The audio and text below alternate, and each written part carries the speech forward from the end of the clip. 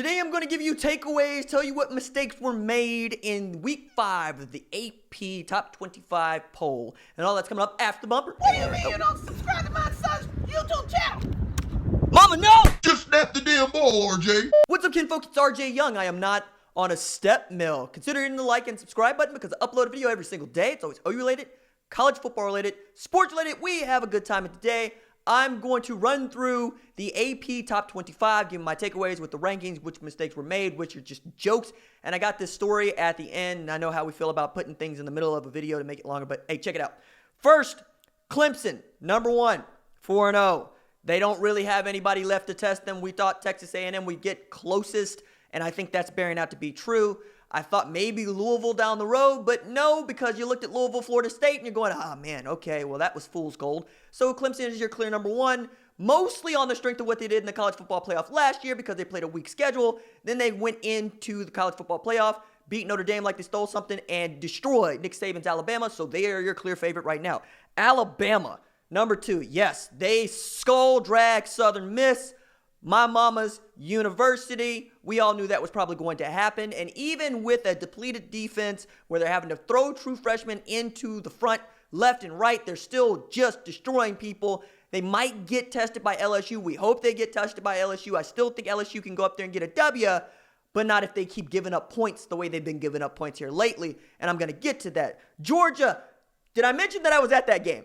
Because I was at that game, and that game was awesome, all right? Best college football environment that I've ever been around, and why wouldn't it be? They don't get a whole lot of night games out there at Athens, and Sanford Stadium was bumping. It was hopping. Notre Dame, I think, got beat more by the 92,000 than they did by the 11 on the field. We're talking about 6 false start penalties for Notre Dame's offense alone, all alongside a Brian Kelly game plan that I thought was absolute trash and garbage, and Georgia fans are very upset with James Coley because he didn't run the ball enough, and he tried to put the ball in Jake Fromm's hands. I'm like, hey, they were moving the ball. Point is, Georgia's still number 3. It's been tested by a top 10 Notre Dame team, and that is takeaway from there. Notre Dame earned a lot of respect in the way that they played in that game. We don't think of them as soft as we used to. Get to that more in a second, but Notre Dame is your clear number 3. Number 4, LSU, 66-38 over Vandy. Joe Burrow ascends to the top of the Heisman rankings to somebody, but Jalen Hurts was on an off week. Tua Tagovailoa did Tua Tagovailoa things. And most people still think that Jonathan Taylor has an opportunity to do this because Wisconsin is proving to be for real. I'm already excited for this October matchup between Ohio State and Wisconsin. LSU is a clear 4. Clear 5, Ohio State. They have not just been beating people, they've been hurting people. 4 games against FBS opponents. They've given up a total of 36 points in 4 games. Math tells me that 36 divided by 4 is 9.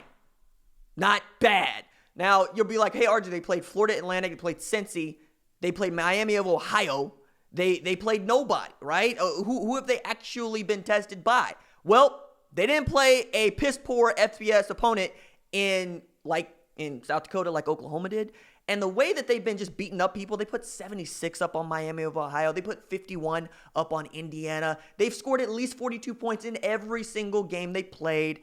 And they are defensively are where Oklahoma fans wish that they could say Alex Grinch and Oklahoma were right now, which leads me to number 6, Oklahoma, right?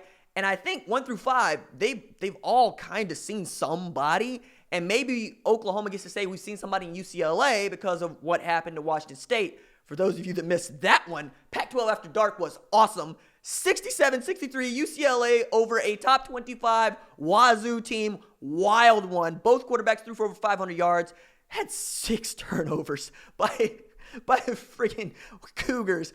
And Chip Kelly all of a sudden decided that he wanted to call a football game. And now Oklahoma fans are going, hey, we held that team to 14 points. UCLA's still trash, all right?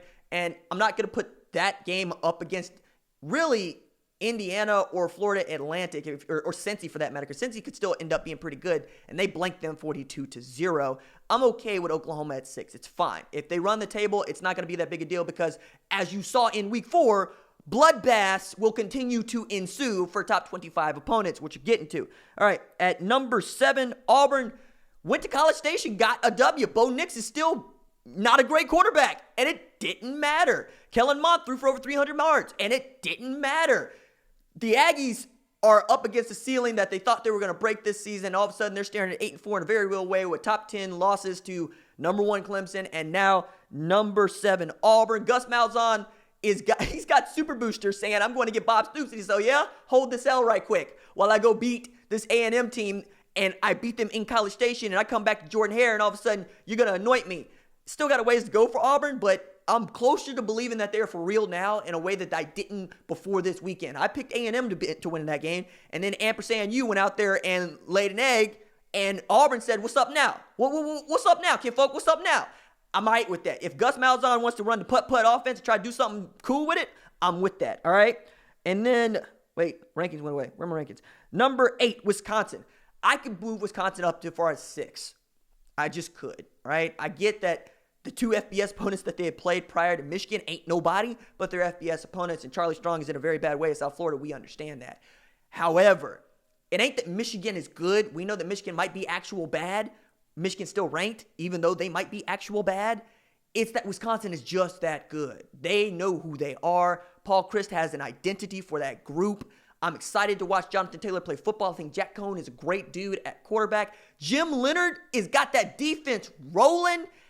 I'm so excited to see Ohio State, Wisconsin, because somebody's O has got to go if it doesn't go before then. And we're going to get to find out something real about the Big Ten, because all of a sudden Ohio State and Wisconsin look like, no, we are pushing for a college football playoff spot. I like them even better than I like Auburn, but I'll stick with that. That's okay. I'm okay with that ranking. And number 9, Florida. Every time we think that Florida's just kind of flimsy, kind of like Auburn, they go and drop 34-3 against Tennessee, and you'd be like, yo, Tennessee ain't nobody, they ain't no good. Look, Tennessee had more turnovers than they scored points. And Kyle Trask got his first start at quarterback out there, and they looked fine. They looked just fine. Florida might actually be there, and I still have an opportunity to get excited about Georgia versus Florida, which is what I wanted at the beginning of the season, because that's really the only test that they have left before they get into like the SEC championship game, which is where we all think that they're headed right now. At number 10, Notre Dame. Notre Dame getting so much love for a loss, the quality of loss. I actually was wondering, would Notre Dame get the same kind of love for losing to Georgia that Texas got for losing to LSU? Yep, absolutely, they did. And they still got Michigan left, so they still got a ways to go here. And if they lose to Michigan, that's going to be a bad L, because right now I think most of us would pick Notre Dame as a 2-touchdown favorite against them, kind of like the way that Georgia was picked as a 2-touchdown favorite against Notre Dame. But Notre Dame showed some brass, showed some stones, showed some moxie late. I mean, even though they got beat by the 92,000, I can understand this ranking. And as God intended, Texas is ranked behind Notre Dame. Me personally, I would love to see Texas and Notre Dame play each other, because I have absolutely no dog in that fight. And it's actually something I would love to see them tear each other apart, trying to do in something like, I don't know, a New Year's Six Bowl. That'd be fun.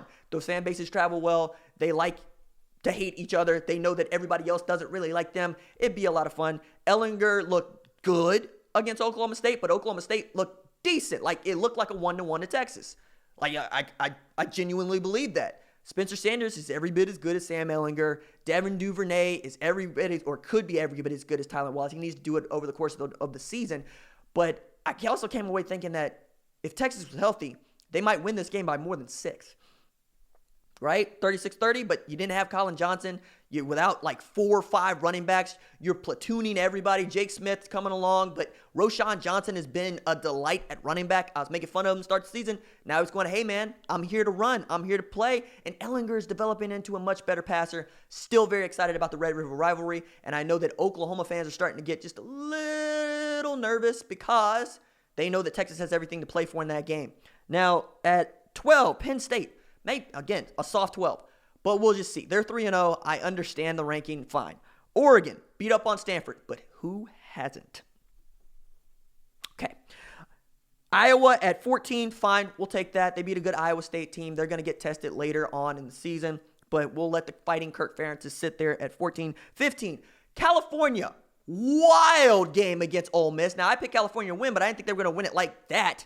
And I think they, Ole Miss might have got jobbed just a little bit, but we'll just Justin Wilcox. Let's stay with the positive. Defense plays lights out. They know who they are. They understand what it means. They're going to pick up this tire iron, and they're going to walk into a bar and say, let's fight. And I'm excited to see that kind of play from Cal, because all of a sudden they look decent, especially after what happened to Utah on Friday night. Then you're going Boise State at 16, undefeated. They beat a good Air Force team, an Air Force team to beat a Colorado team. Hank Bachmeier is proven to be a revelation. Everybody's starting to look at Brian Harsin, who might, be up for like a Michigan job. Hello. All right. So then you go to Washington, 3-1. Fine. We'll let that sit. I still got, as long as they're not ranked ahead of Cal any longer, I'm okay with that. Fine with the Huskies being where they are. Utah at 19. Okay. Utah was the number 10 team in the country heading into week 4. They took an unexpected L to USC, who looked like they were ready to play and were abusive to Utah's defensive backs. Like, the secondary at Utah got exposed by Graham Harrell in this air raid with basically what amounts to a 4th-string quarterback, because I'm still kind of counting Jack Sears as being, I know he's going to transfer out. He's going to transfer to Fresno State and whatnot. But look, man, Matt Fink. Who's Matt Fink? Oh, he's the dude that's going to toss 300 on you. Yo. All right, Utah, y'all got to figure something out, because Zach Moss got beat up in this game. Zach Moss usually does the beating up in games. It was physical. It was fun. It was a great Friday night game. I enjoyed every second of it, but they don't need to be ranked 19th. I'm going to get to more of that. Michigan at 20.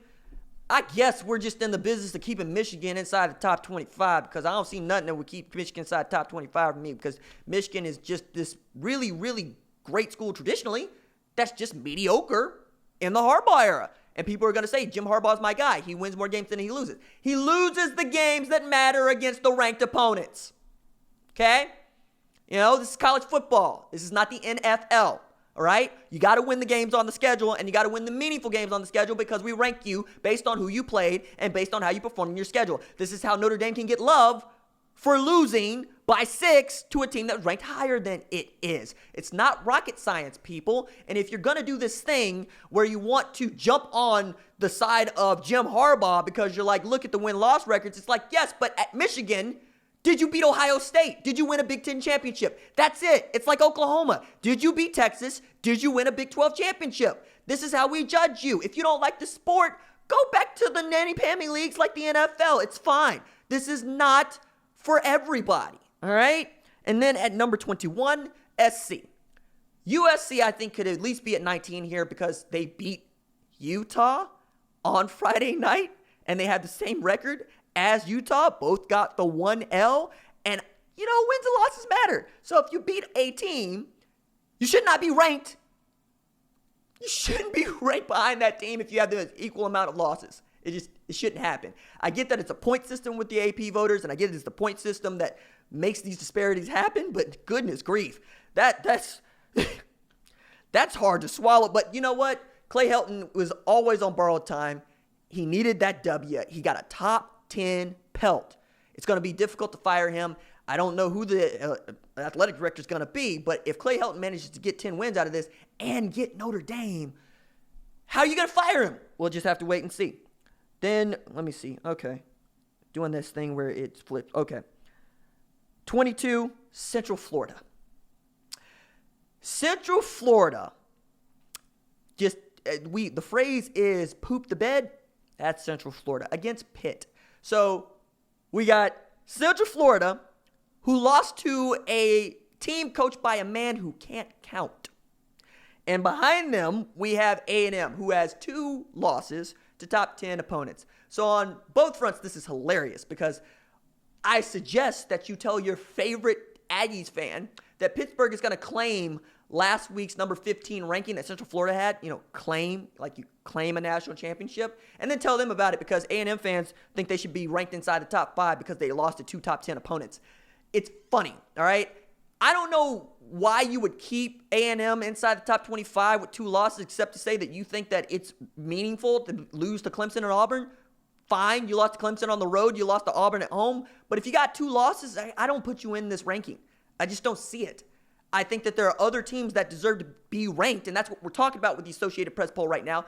Do you deserve to be ranked? Because the college football playoff poll is the one that we're going to actually go off of, but I put a lot of stock into the AP because I know that it helps the college football playoff committee make its rankings, because you're basically whittling the field for them over the course of like 8 to 9 weeks, right? So I think that it's important that A&M is in this poll just to show that you really do get credit from voters for quality losses.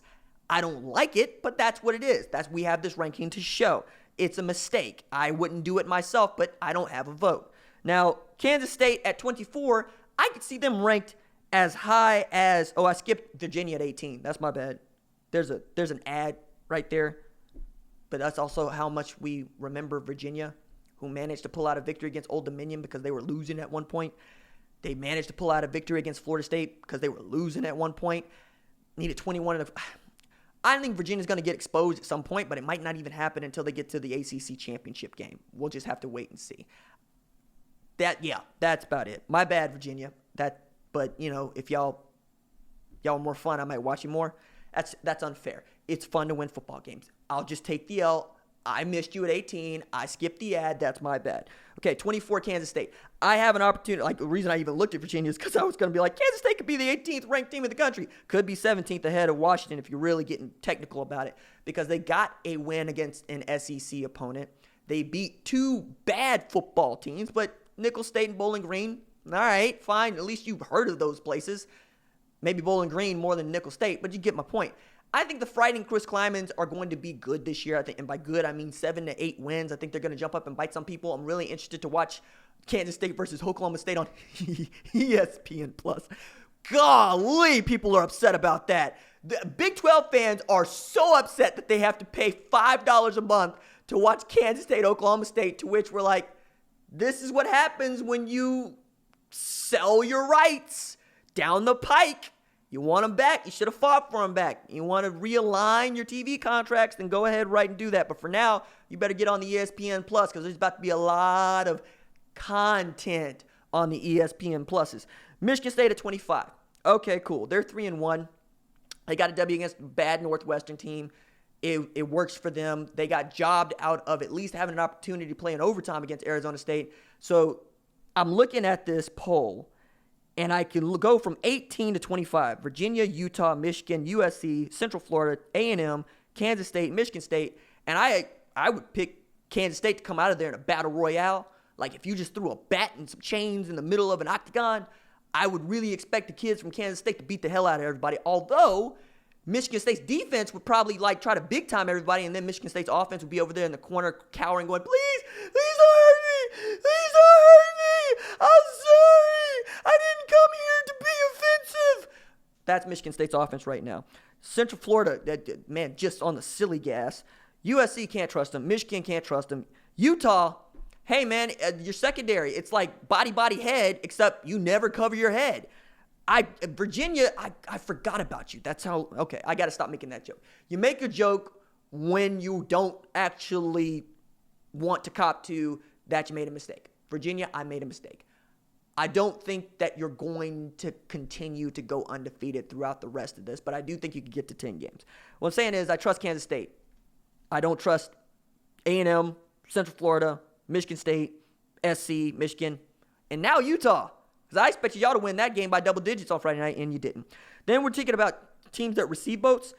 Wake Forest got 73. Oklahoma State got 57. Southern Methodist got 55. More on that in just a second. Army got 46. Memphis got 42. Iowa State got 31. Appalachian State got 24. Washington State got 21. Missouri got 14. Mississippi State got 14. Pittsburgh got 6.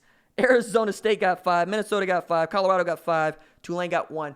TCU didn't get nan. TCU went from ranked to no votes, dumped all the stock, poured cement over it to cover it. This is what happens when you lose to SMU 41-38. We don't forget, and we don't let you forget. All right, so one of the stories that I want to tell is I'm getting off the plane on the way home, and pilot has on a lanyard that says hook 'em horns.